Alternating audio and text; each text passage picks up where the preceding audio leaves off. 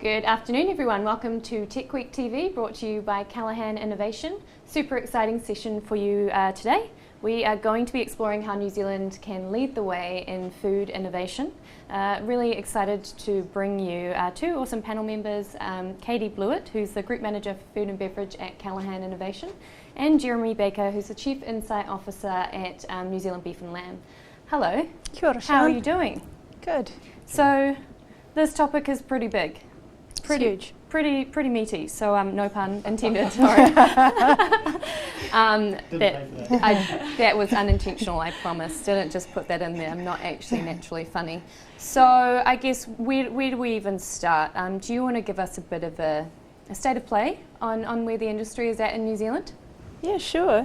I think there's some really interesting stuff happening right across the sector. It's broad, like you said. You know, we've got horticulture, we've got meat, we've got the processed kind of food. There's some big challenges coming, things like plant-based, which we're probably going to talk about later on, and some really big opportunities to use technology as we develop through. So, yeah. Jeremy? Yeah, I mean, our sector is going through a pretty massive transition. Trying to focus more on a premium product and doing that in a sustainable way that both we and New Zealand can be proud to produce a really premium sustainable product, and that requires a whole lot of change on farm, but it also requires some technology and some really strong understanding of what consumers want. Yeah. Before we kick into some of the challenges, I guess, that we're seeing, do you have any examples for people at home of New Zealand companies that are leading the charge in innovation in food? Yeah, we've got quite a few companies, and it really depends where you're going to look. There's some big mega trends around foods for health that we're looking at, so we've got some companies doing some really cool things there. Somewhere that I'm quite passionate about is a National Science Challenge for High Value Nutrition, and looking at the kind of gut-brain axis and what your microbiome does. We've got at Nukukita Puku, a Māori food and beverage cluster that's become a company, and they are working with the Science Challenge and leading scientists to develop foods around metabolic health for Asia, snack foods. So I think there's some really interesting stuff happening in food. And one of the other areas is digital. There's some really cool stuff happening in digital. Try and think of some examples. There's companies like Fingermark in Hastings who are strongly connected overseas, and they're working with fast food restaurants around the world, or particularly in America. Apparently 70% of sales through fast food happens through drive-thrus in America. And they're trying to work out what people are going to buy as they come in. So big trends in digital, big trends in foods for health. Fingermark's actually a former Kiwi Landing Pad resident as well, so know them quite well. Do you have anything to add? I mean, obviously, people probably don't think of meat as being the most innovative part of the food sector, but actually we're doing a huge amount. Really trying to understand the consumers and particularly the conscious foodies, a market segment that we've done a lot of research on understanding their interests. And really what they're looking for is a bunch of things, but one of the cores is natural. They want a natural product, and they want verification that it's natural. So a lot of work that we're doing to understand that, working with New Zealand companies to actually innovate, not just around the product, but also the road to market, building direct to market sales, actually building stronger connections with key communities in California and Shanghai, and really that backing back on farm so that you can have that traceability right through the supply chain, and give that verifiability. So yeah, there's a lot of work that we're doing to really tell that really strong story that links into that broader New Zealand story and gives a premium product to the customer. Awesome. Just to build on what Jeremy was saying there, that verification that we are doing what we say we're doing, I think is really important. And I was recently talking to some of the financial services companies, so the people that have always been there for financial auditing, and they're now kind of morphing into auditing for things like human welfare and animal welfare, and I think that's really interesting. So it's kind of taking the concept of a triple bottom line and taking it to the next level. Right. And I guess that's saying that these companies will be talking to their shareholders around exactly what you're saying, but proving it. And that's giving reassurance to the consumers to know that they've got traceability and different things, but also integrity to the investors. And you'd be really familiar from Silicon Valley about that rise of ethical investing and being able to prove de-risking it for those investors. I mean, we have pressure coming obviously from the community, a local communities and national community about certain performance standards they want to achieve, but just as strong a driver is from the consumers, and our ability to marry up what we're doing in terms of water or climate or biodiversity or soils with what the consumer wants, both in terms of taste but also that those proof points around those promises that we actually are a sustainable producing system. That's absolutely critical.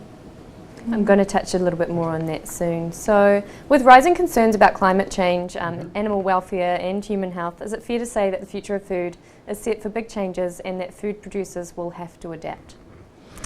Yeah, I think, look, our food producers, Jeremy's just been talking about it, are adapting. They are taking these things head on. But I think we've got to look beyond just a food producer. I think it starts to begin a conversation about the food systems. And we've had this kind of linear view that it's around value chains, kind of an industrial input and output, but now it's kind of a much bigger kind of systems thinking. And when you get into areas like the circular economy and designing for endpoints and understanding where your waste's going to go and working with others, I think that's pretty interesting too.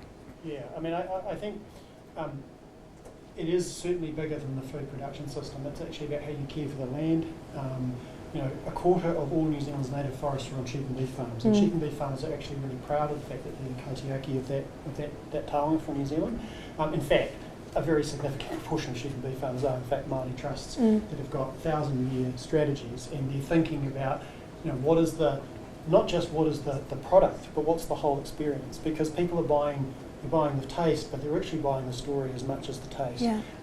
And the integration between what we're doing in farming, what we're doing in tourism, what we're doing, a great glass of wine with a great steak and a great experience. That's a great New Zealand story. So it isn't just product; it's the whole story. And I think connecting that with the technology that enables us to actually, for example, if you're going to do really good farming practice these days, you've got to have really good soil mapping, you've got to have really good understanding of your waterways. That is high-tech stuff. It's not, the product is natural, but the system that goes around it is pretty sophisticated, and I think that's the exciting thing, that you can do the new food products, but you can also do a really traditional product in a pretty sophisticated way. I'm going to ask maybe a slightly silly question, but so for some people that are just really black and white on this topic, which is not black and white at all, they're like, meat's gone, it's out, like we're not eating anything animal anymore. Yeah.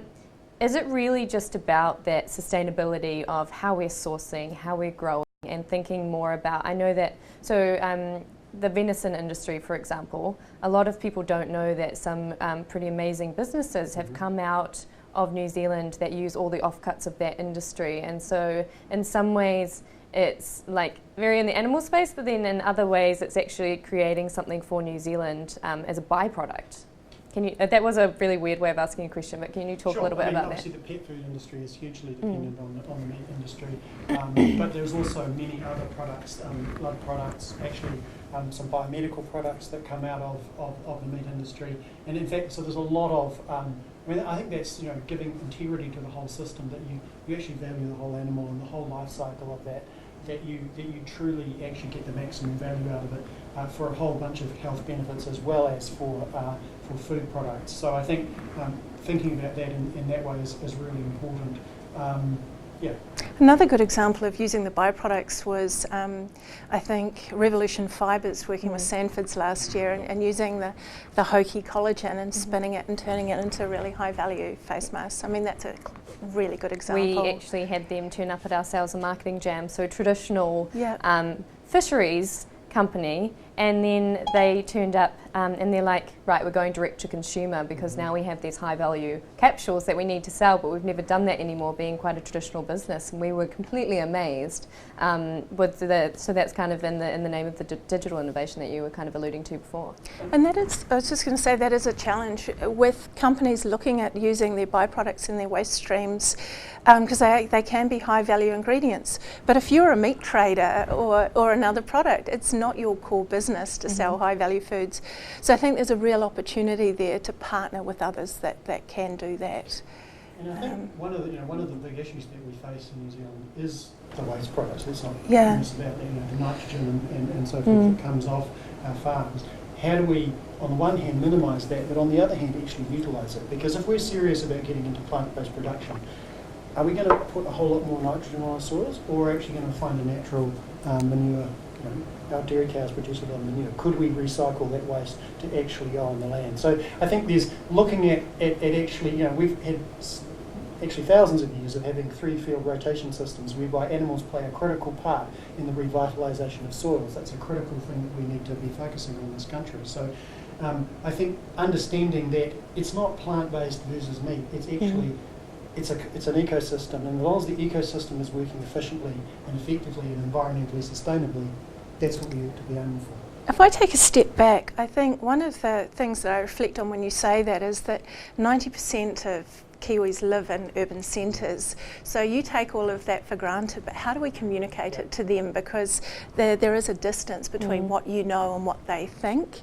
And I was really interested recently to see General Mills in the US, that you'll be familiar with, big cereal company, have made a commitment that I think they're going to have 1 million acres in regenerative farming and talking about soil systems by 2030. But they're actually putting it on their packaging and they're talking to consumers about it. And I think that's interesting. How relevant that is, I don't know, but it's keeping that dialogue going, but it also talks about it being a journey. We're not going to hit something and suddenly, right, we're there now. I think maybe back to, like how New Zealand can lead in innovation. So I lived in the US for 5 years. Yeah. You don't see cows or animals for miles. Like many, many miles, like even hours sometimes. You go to the supermarket or the grocer or you go to your restaurants and you've got all this food and you're like, well, where is it coming from? And I actually think that's one of the things I love about living in New Zealand. It's very obvious where your food is coming from, and I think New Zealand's done an amazing job of, like quite a few companies or restaurants, local brands do an amazing job of being like, it's Marlborough salt in chocolate, or those sorts of things. So you're telling consumers where this stuff is coming from, and you also can see it as well. Yeah, and I think social media and things like Instagram are other big tools that I'm seeing young entrepreneurs in the startup community really champion and do incredibly effectively. I think there's an opportunity for some of the more established companies to get there. So we've got about 10 minutes left, so I'm going to quick fire through some of these questions. We might have covered it in this kind of general discussion. Jeremy, as the Chief Insight Officer at Beef and Lamb New Zealand, can you tell us about how the primary sector is responding to calls for change and that we're hearing from government, investors, consumers around the world who are increasingly focused on reducing those greenhouse gas emissions and water use out of our... So we've been committed to this for a very long time. We actually started thinking about it really seriously around the early 2000s, and we've spent about $70 million already on trying to find scientific solutions. So huge amount of investment in genetics. This is non-GMO genetics, in vaccine potential, in capsules to put a biogenic, a methane reducing approach, and so that's a huge investment there. The other big focus for us, particularly in the sheep and beef sector, is actually those regenerating native bush. About 25% of all of New Zealand's native bushes on our farms, and it's actually making sure that we get the proper guardianship and not only get a carbon benefit out of it, but also biodiversity and frankly also water quality, because all these elements of the sort of natural pillars that underpin the farming system are interconnected. So Yeah, I think we're tackling those head on, and we're actually building that as the foundation for our consumer platform. So it's not a nice to have, it's fundamental. Katie, as a nation whose export economy is heavily reliant on producing animal protein, dairy, meat and seafood, do you think New Zealand is prepared to adapt and face up to the challenge of new food products offering alternative protein sources, for example, like Sunfed and the Impossible Burger? Yeah, definitely. I think we are already. We are an export nation, so we're really responsive to our consumer needs overseas. I've just come back from the Netherlands with a food delegation, and they're another agri-food country, very much like ourselves.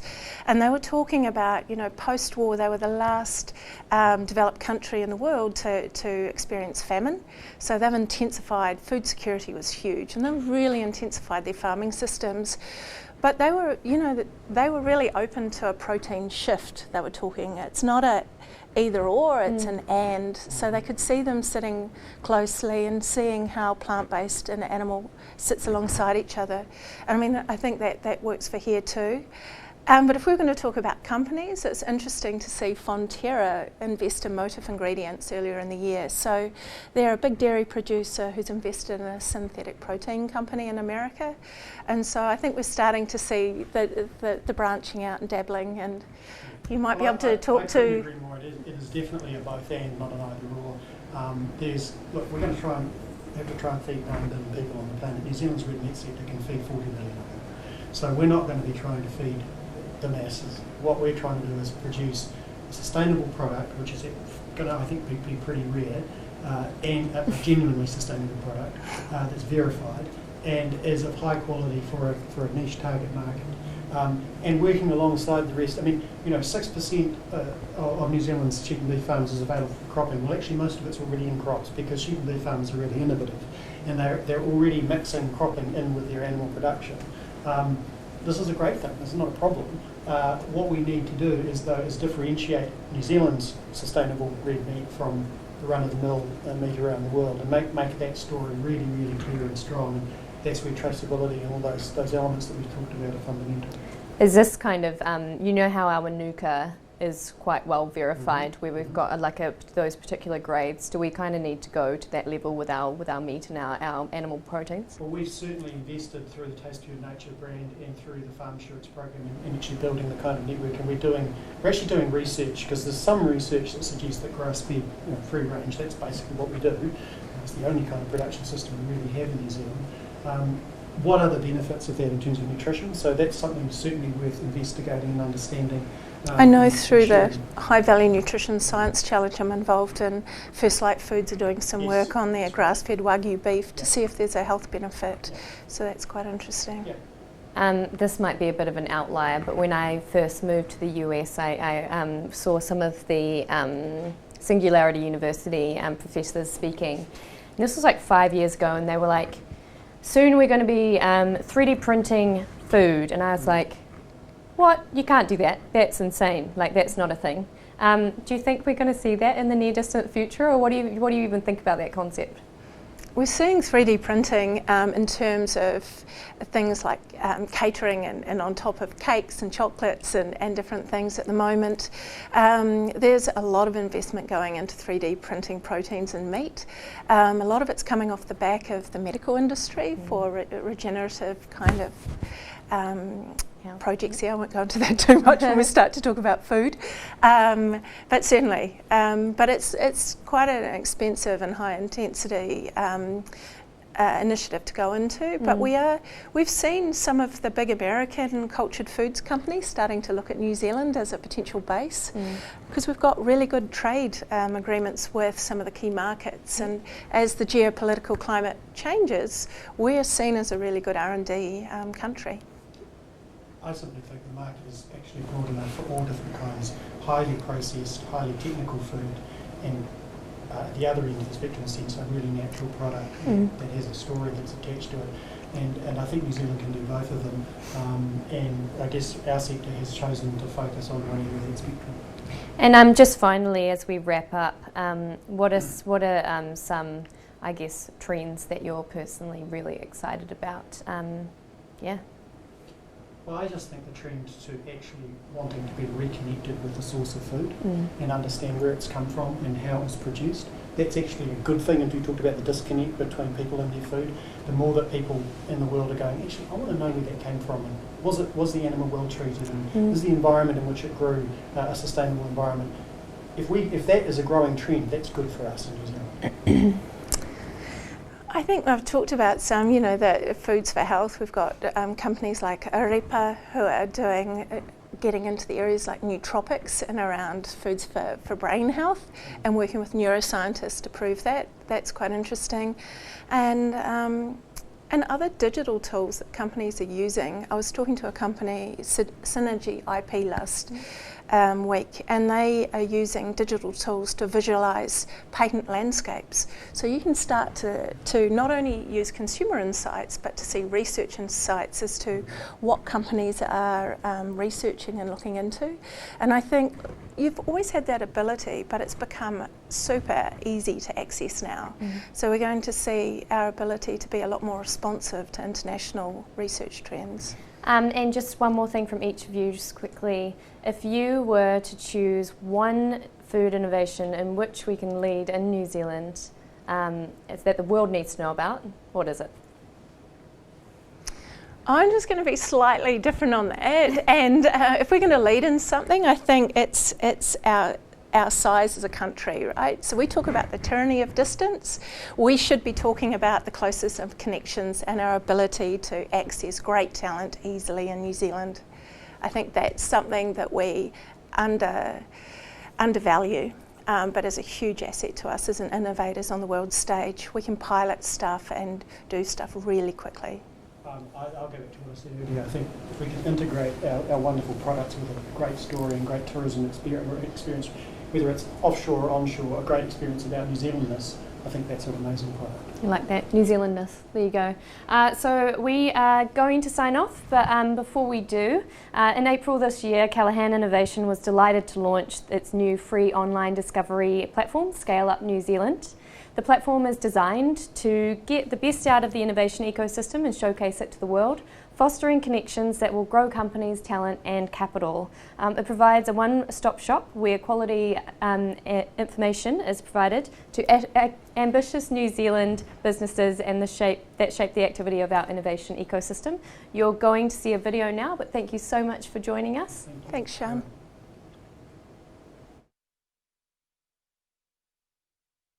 If I had a mission statement for New Zealand, it would be a place where talent can thrive.